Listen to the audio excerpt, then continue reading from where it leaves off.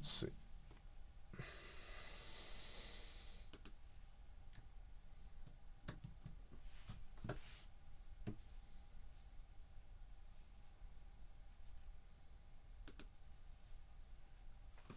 Oh, wow. Hi again, guys. Just got the bug a little bit now, so I'll be trying to make some more videos, and I rearranged the studio, as you can see, because, well, it worked in my ears when I was here, but when my ears moved out of here, it didn't satisfy my taste, and it was absolutely not what I was after. Typical, too much bass, and so on and so on. I did the radical thing and turned the whole thing around, and I've been playing some of my recordings on my hi-fi setup, and it's really good now. So the mixes translate nicely, and I'm digging into Wavelab 10. It's a heavy program, I think. Of course, mainly I do my work in this. It's called Luna. It's from Argonaut. It's also like this, maybe. It's a project. It's a project from a very nice Beatles cover band. They play the Beatles in jazz versions, so it's yeah, a little different. Well,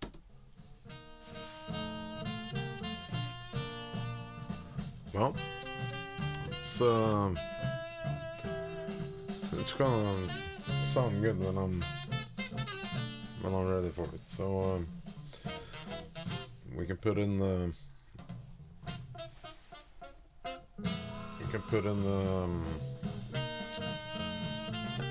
speaker correction system.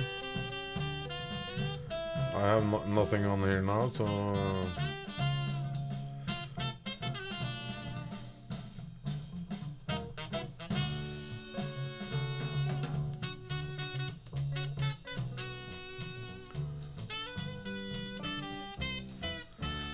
now the speakers are corrected with the Sonarworks system. It's a big difference, but it's correcting the room. I used measurement microphones, etc. Now I can turn it off. You can clearly hear it's a big bump going on here, and you lose the low end in your important listening area. Like so, now it's out. You can hear the kick drum is behaving completely different. Now it's in. It's a different situation. This makes it very difficult, because you have to take decisions based upon when you hear the corrected signal, and it makes you kind of guessing a little bit, but the system is great, so just takes a little while to get used to work in that manner. I also have a different system. If I disconnect this or completely remove it,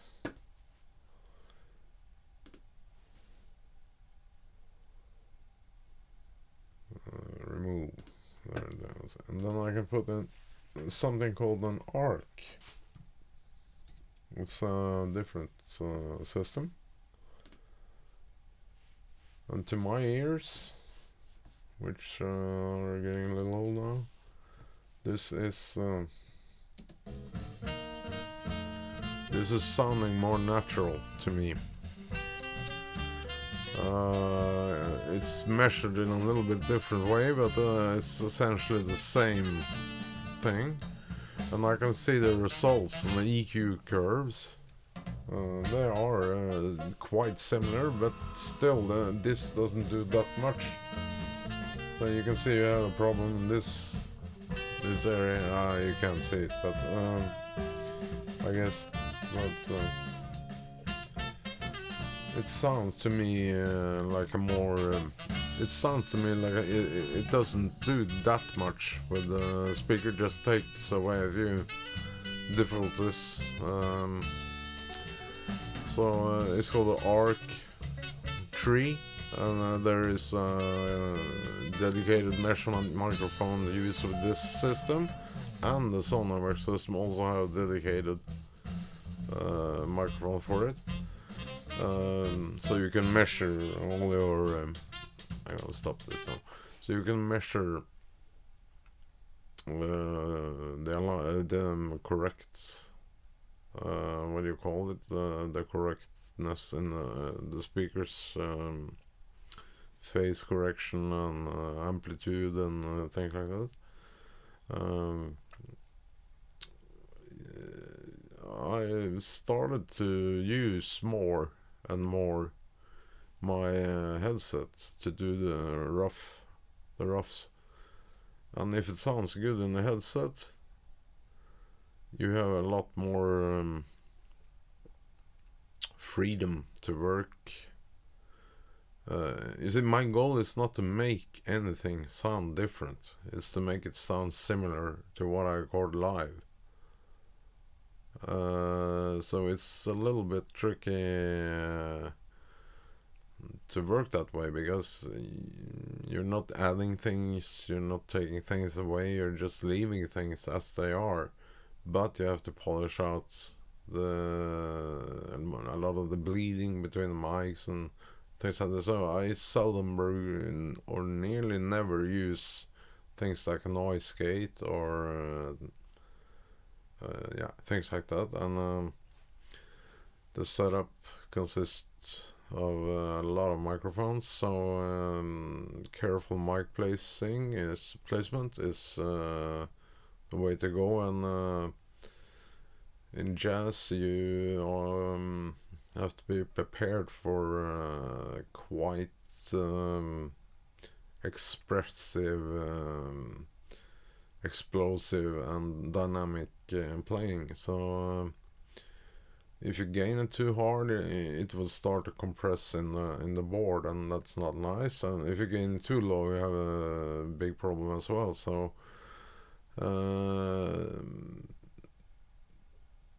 the point, what I'm trying to make, is that you have to use very good quality microphones that can handle this kind of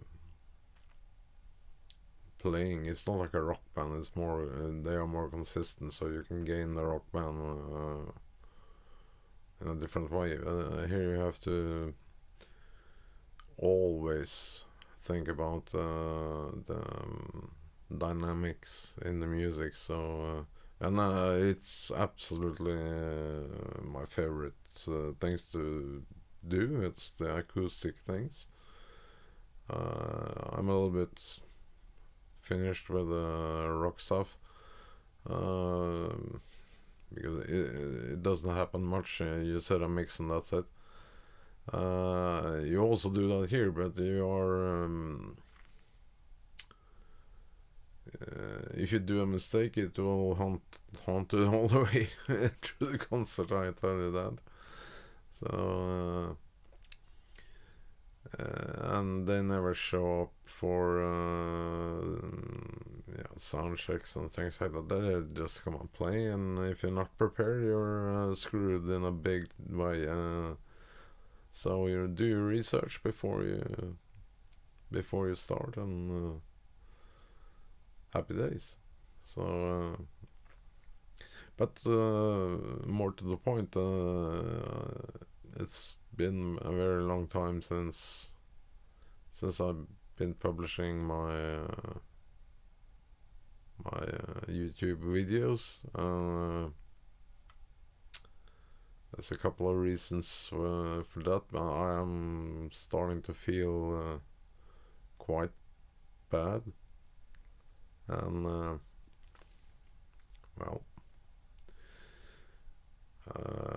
I didn't feel too confident doing videos in the end, and I'm trying now to do a new effort, and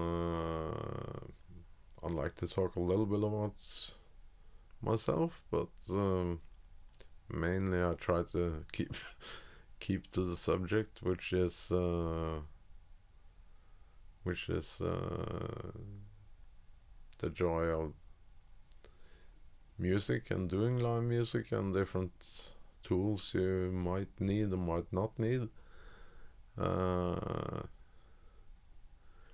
The cool thing is that we all have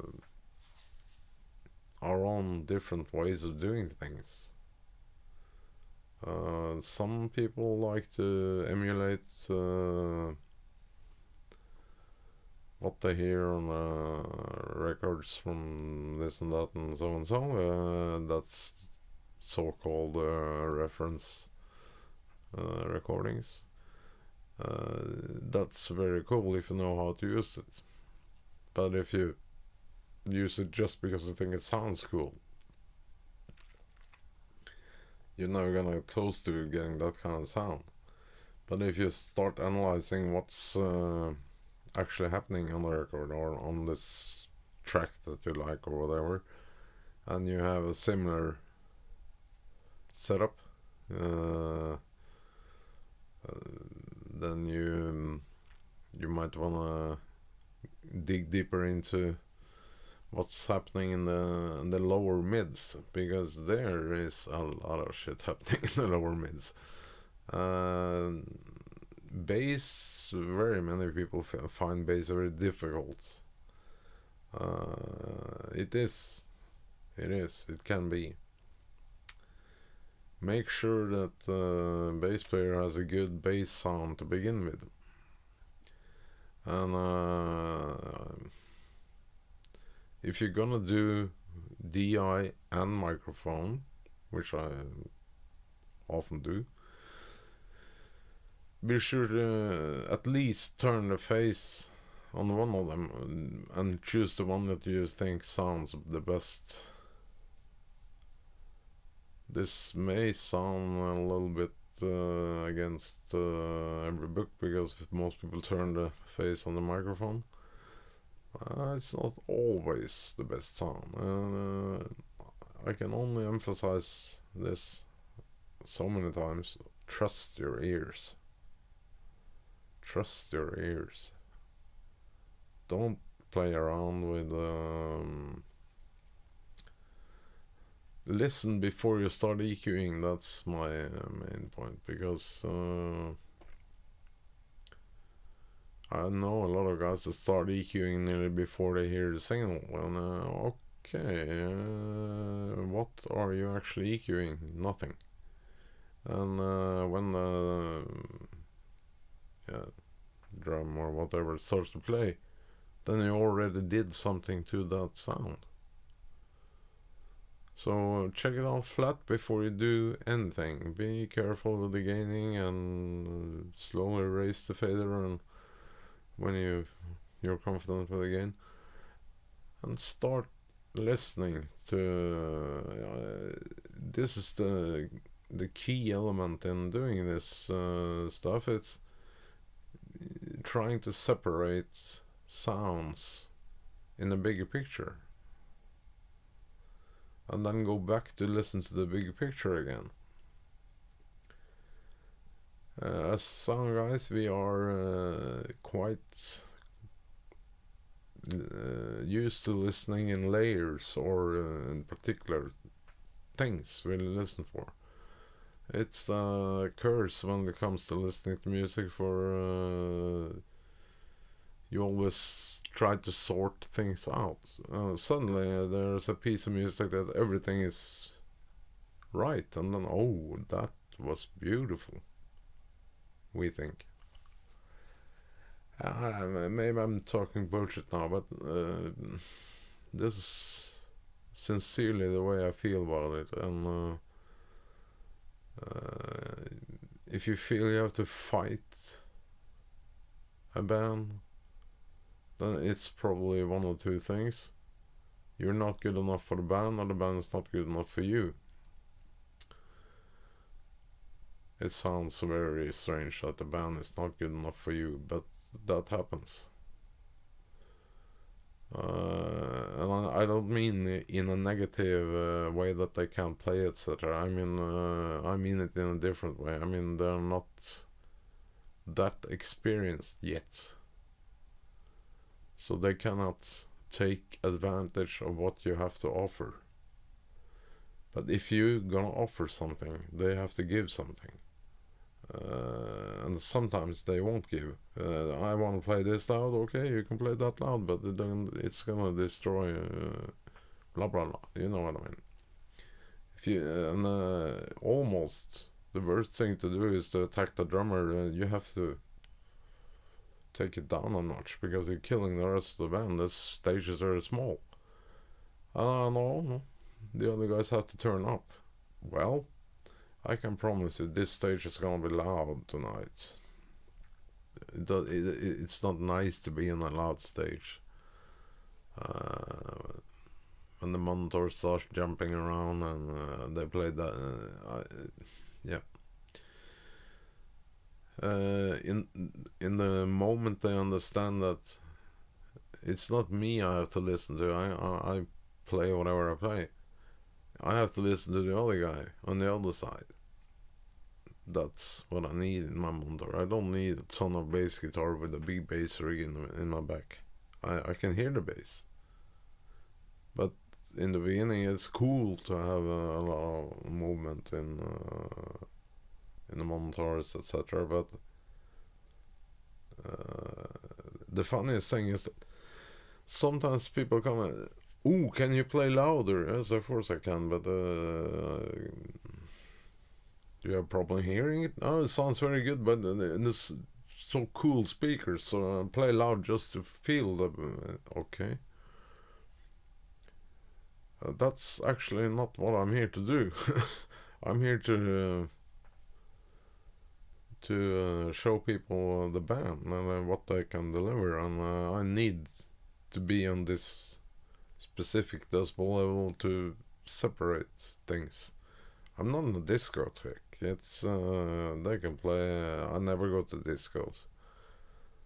It's a horrible experience to go to, and yeah, you know what I mean. So the trick for the louder you play, the louder people shout. That's a fact. So I have a certain limit I won't go past, and if I exceed that, and the trick is, or one trick is to, if you drive a car and you have a radio in the car, find a channel, a news channel or something with a speech, and leave it on a comfortable listening level when you go to the venue. When you're finished and you're packed up and you're going home, turn on the radio. If you can still hear the articulation and everything is clear, and you don't have to touch the volume, then you are in a good place. But if you have to crank up the volume on the radio to understand what's been said, then I can assure you you've been playing too loud that night. This trick is... it's very, very important, and it's also quite a lot more difficult to do dynamics and a good gig in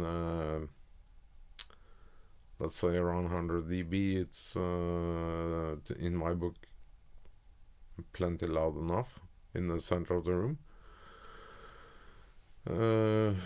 If you know what you're doing, you have a lot more dynamics from the system. If you don't know what you're doing, you have no dynamics. It's becoming difficult because You feel you need the punch, you feel you need the bass, etc., etc. But if you go listen to the kick drum and it sounds the same in a speak system, then you're in a good place. I stopped using more than one mic on the kick. In the worst scenario, I had 3 mics on the kick, including a sub kick. It's well,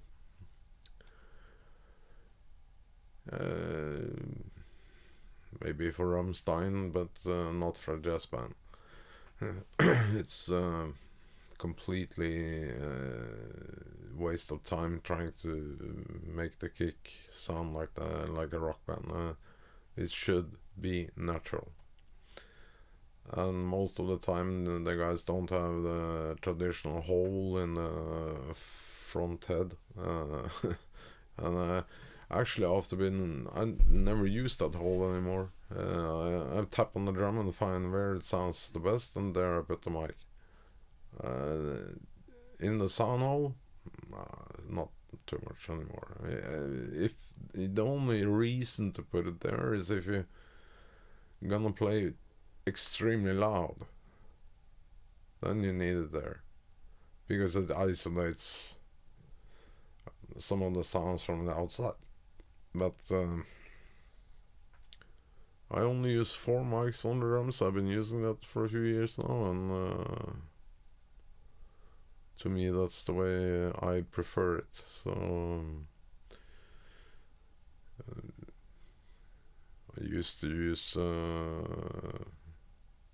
lots of microphones on the drums before.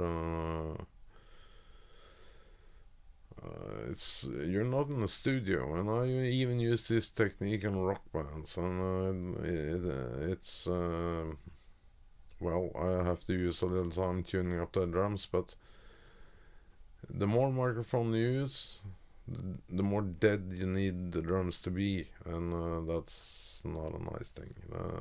It's a dum dum. There's no sound at all. It's not living, and in my book that's wrong, and it's not like a drum should sound. But anyways, enough about the drums. It's lovely to be able to make these videos again, and hopefully I can keep up a little bit better. If I fall out, it's not because I don't want to do this, it's because my medical condition dictates what's happening with me. I'm down to 1 job a week in the live world, and it's getting more and more heavy to do them, so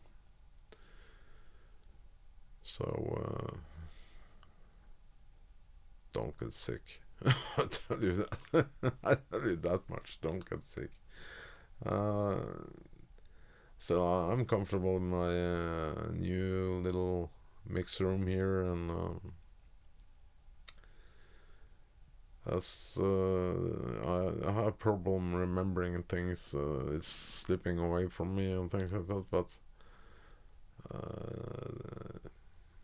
like I didn't actually remember how I did this video, so let's see what the result is gonna be.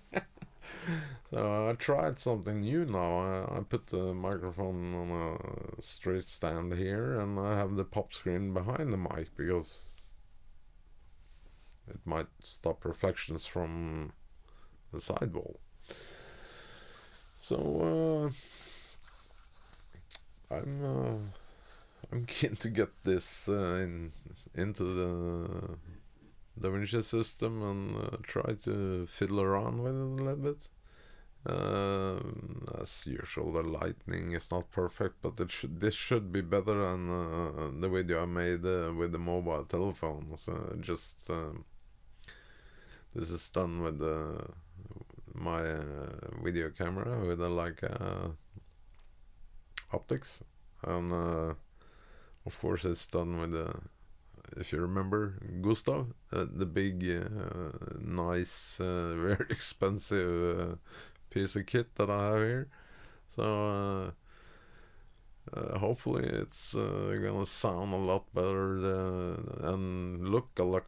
The picture is gonna be much better, and the sound I hope will on the speech will be better. But you never know. You never know. And I'm not using the headset. I'm talking just freely, so I won't be able to hear this until when I get it in the system. But I'm confident that this will work. So if you find a microphone, grab it, go out and record something.